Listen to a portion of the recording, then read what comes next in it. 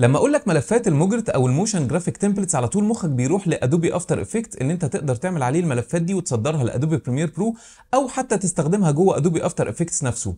بس النهارده جاي اقول لك على تريكايه مهمه جدا تقدر تعمل بيها ملفات موشن جرافيك تمبلتس جاهزه جوه ادوبي بريمير برو، وكمان تصدرها كملف موجرت وتستخدمها في اي وقت. بس انا عايزك قبل ما تتابع الدرس ده انك تنزل دلوقتي تشترك في القناه وتفعل زرار الجرس عشان يوصلك كل الفيديوهات الجديده، وتابع الدرس ده لغايه النهايه لانه فيه تريكات مهمه جدا جدا جدا.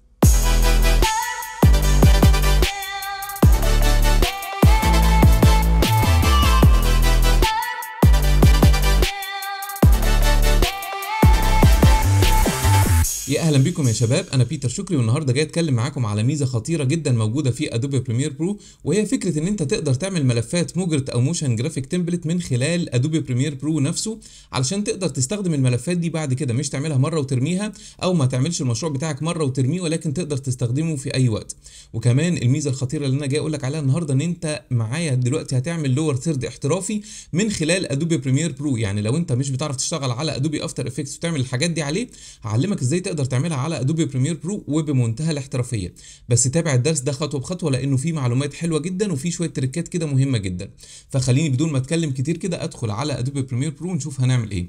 كل اللي انا هعمله دلوقتي اول ما بدخل على ادوبي بريمير برو بالشكل ده، ان انا باجي على العلامه بتاعه الشيبس الموجوده من تحت كده، وهبتدي اختار الريكتانجل اللي هي العاديه جدا. وبعد كده خلي بالك هاجي على الشاشه بتاعه البروجرام وهاكتف كده السيف مارجنز او السيف اريا بالشكل ده. هتقول لي طيب انا مش لاقي السيف مارجنز دي عندي. كل اللي انت هتعمله ان انت هتدوس على علامه البلس اللي موجوده من هنا، هتلاقي السيف اريا او السيف مارجنز موجوده هنا. كل اللي انت هتعمله ان انت هتاخدها كده وتسحبها في اي مكان على الشاشه بتاعتك من تحت كده، وهتدوس اوكي. انا ليه عملت ده؟ علشان ابقى عارف حدود الشاشه بتاعتي، علشان لما ارسم شيب يبقى انا عارف انا برسم الشيب دي فين بالظبط. فخليني ارسم الشيب عندي بالشكل ده. دي الشيب اللي هي اللور ثيرد اللي انا هعملها. خلينا نحركها كده شويه. تمام، وهبتدي ان انا ارفعها لفوق كده. وعايز اقول لك على تركيه برده موجوده هنا. انا عندي الشيب هنا كده حدودها حاده زي ما احنا شايفين. لو مسكت السلكشن هلاقي في نقط ظهرت لي كده او في دوائر صغيره ظهرت لي. لو مسكت الدوائر دي وابتديت اعمل كده، انا خليتها راوندد او خليتها كده ملفوفه بالشكل ده. حلو جدا. خليني اعملها بلون مميز. انا بحب في مجموعه الوان كده انا محتفظ بيها عندي. فهاجي هنا كده هاخد الكود بتاع اللون ده وابتدي ان انا الون الشيب دي. فهفتح الشيب من هنا كده وهبتدي ان انا ادوس على الفيل وهبتدي ان انا اكتب الكود بتاعي بالشكل ده. فخليت الشيب بتاعتي شكلها كده او لونها كده. طيب انا هتعامل مع الشيب دي من خلال الاسينشال جرافيكس، مش هتعامل معاها من خلال الافكت كنترولز، علشان اللي احنا هنعمله دلوقتي مرتبط بالاسينشال جرافيكس. فكل اللي انا هعمله ان انا هفتح الاسينشال جرافيكس من هنا. طبعا لو عايز الون، لو عايز اعمل اي حاجه، كل الحاجات دي موجوده جوه الاسينشال جرافيكس. طيب خليني ابتدي اكتب على اللور ثيرد دي اي حاجه. مثلا هنكتب كده بريمير برو، فخليني اكتب بريمير برو بالمنظر ده. تمام، وهبتدي اسحب كده كلمه بريمير برو واحطها جوه الشيب. طيب في هنا تركايه مهمه جدا. انا دلوقتي لما اجي احط الكلمه بتاعت بريمير برو جوه الشيب، انا عايز اخليها في نص الشيب بالظبط. فدي برده تركايه مهمه جدا. هعمل ايه؟ هروح اعمل سيلكت على كلمه بريمير مع الشيب، هدوس كنترول كده او كوماند وابتدي اعمل كده اهو.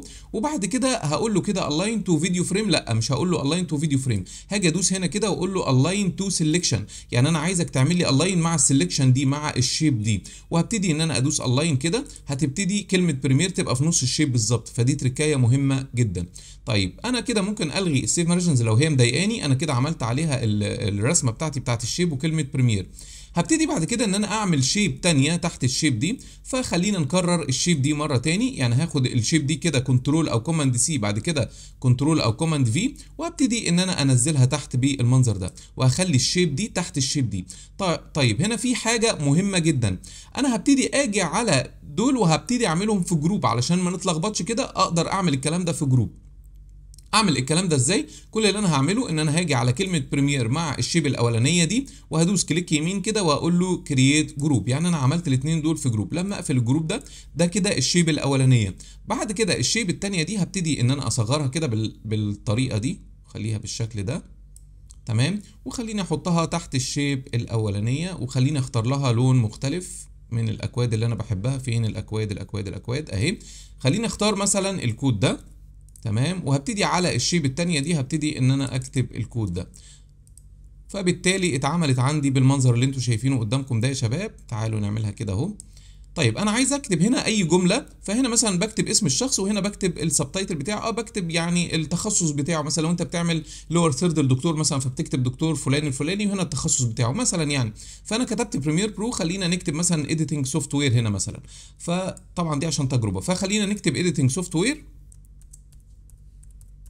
اديتنج سوفت وير، بص كده بالشكل ده. وابتدي ان انا اصغر كلمه اديتنج سوفت وير كده هنا، وهبتدي ان انا اسحبها كده واحطها على الشيب التانية، وخلينا نصغرها اكتر. طبعا في البريمير الجديد بالبكره بتاع الماوس، لو انا عملت كده انا بدخل زوم عادي جدا على الشاشه، ولو دوست على البكره نفسها بقدر احرك الشاشه نفسها. ده في النسخه الجديده في البريمير. هبتدي برضو اعمل نفس الفكره، انا هبتدي انزل دي تحت هنا كده، وهاجي هنا على الايديتنج سوفت وير وهاجي على الشيب دي وهقول له كده الاين تو سيلكشن اهو بالشكل ده، وابتدي ان انا اعمل كده. انا عملت اديتنج سوفت وير جوه الشيب نفسها. طبعا الكلمه لو انا عايز بقى اعمل لها شادو، عايز اعمل لها اي حاجه، نقدر نعمل اللي احنا عايزينه. لو جيت على اديتنج سوفت وير كده ونزلت تحت، طبعا ممكن تشيك الموضوع، تعمل ستروك، تعمل شادو.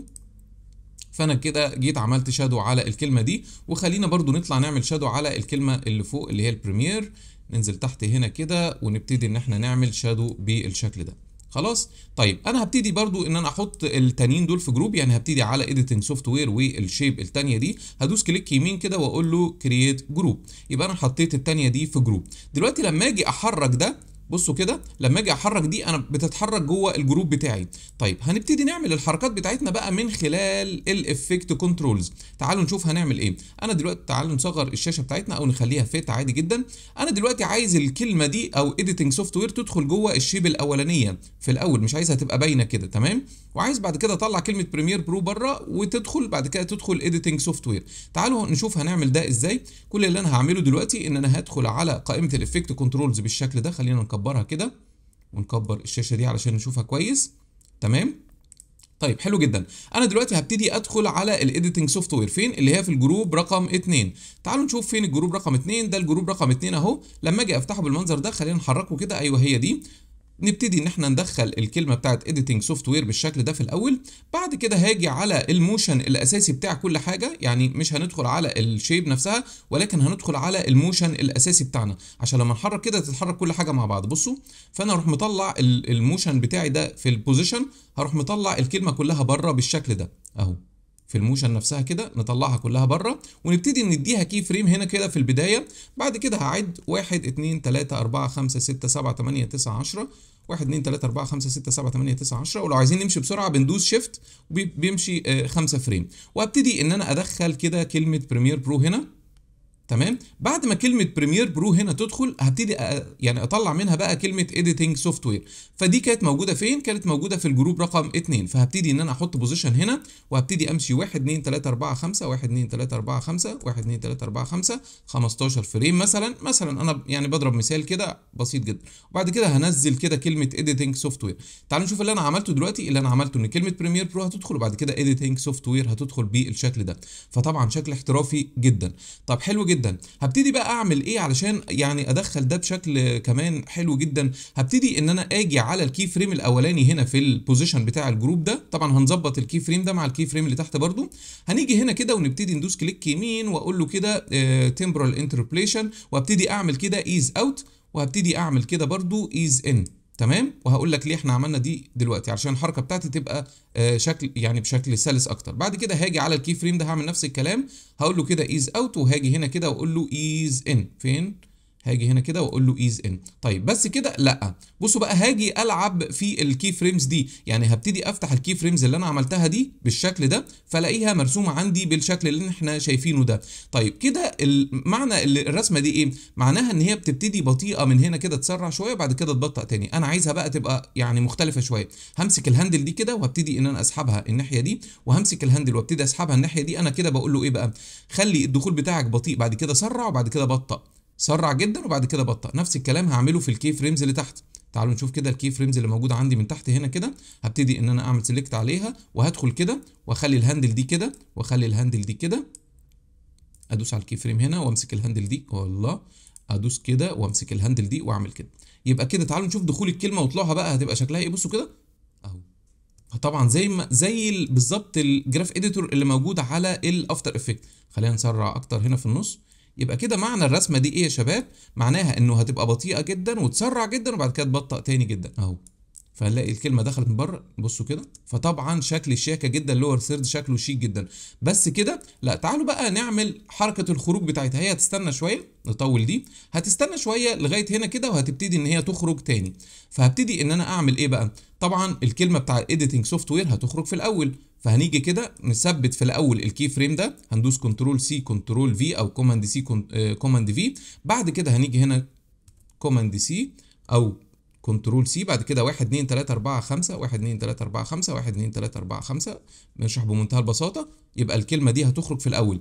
بعد كده عند الخروج بتاع الكلمه دي هتبتدي الكلمه اللي تحت او الشيب اللي فوق دي تبتدي ان هي تخرج هنا. ففي الاول هتبقى ثابته بالشكل ده. بعد انا بعكس، يعني بحط الكي فريم التاني مكان الاولاني والاولاني مكان التاني. بعد كده كوماند او كنترول سي 1 2 3 4 5 1 2 3 4 5 1 2 3 4 5 1 2 3 4 5. انا بعمل نفس حركه الدخول بتاعتها بس العكس.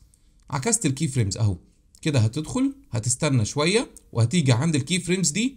طبعا نقدر نقصر المده وتروح خارجه بنفس الطريقه. شفنا الحركه اللي حصلت دي. طبعا لو انا عايز بقى اقصر المده دي، نيجي نكبر كده، بدوس على الزال وابتدي اخد كل الكي فريمز دي. يعني ممكن كده ايه، ان انا اخد كل الكي فريمز دي واقربها كده شويه بحيث ان هي تخرج اسرع شويه. فخليني كده اعمل كده. هتدخل، تستنى شويه وتخرج تاني. حلو جدا.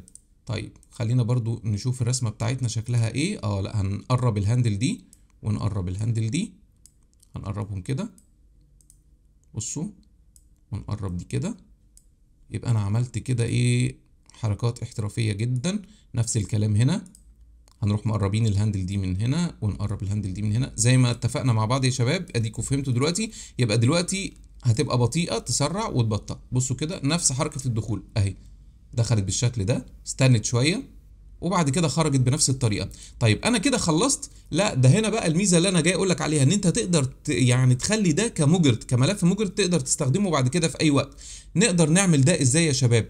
طيب هاجي هنا كده، هدوس على اللاير بتاع او التراك اللي موجود من تحت كده. بعد كده هطلع من فوق على جرافيكس اند تايتل من هنا كده، واقول له بقى اعمله لي كموشن جرافيك تمبلتس، ودي اللي انا جاي اتكلم معاكم عليها النهارده. تعالوا نجرب.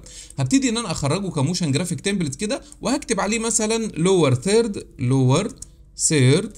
بص كده، بص بقى الحلاوه هنا. نبتدي هنا نكتب كي وورد عشان لما تحب تدور عليه بعد كده في الاسينشال جرافيكس تقدر تلاقيه بسهوله. فنكتب برضو لور ثيرد اهو، لور ثيرد اهو زي ما انت عايز. تدوس انتر، تكتب مثلا، يعني تقدر تكتب بقى كي ووردز زي ما انت عايز.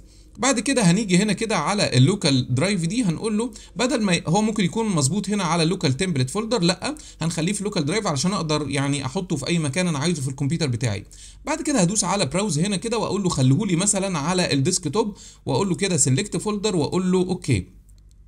انا كده خرجت الملف بتاعي كمجرد. طب تعالوا نجرب بقى. انا همسح ده خالص اللي انا عملته، خلاص مسحته كاني ما عملتش اي حاجه اساسا. بعد كده هجيب يعني خلينا نجيب فيديو عشان نجرب ندخل الكلام ده عليه.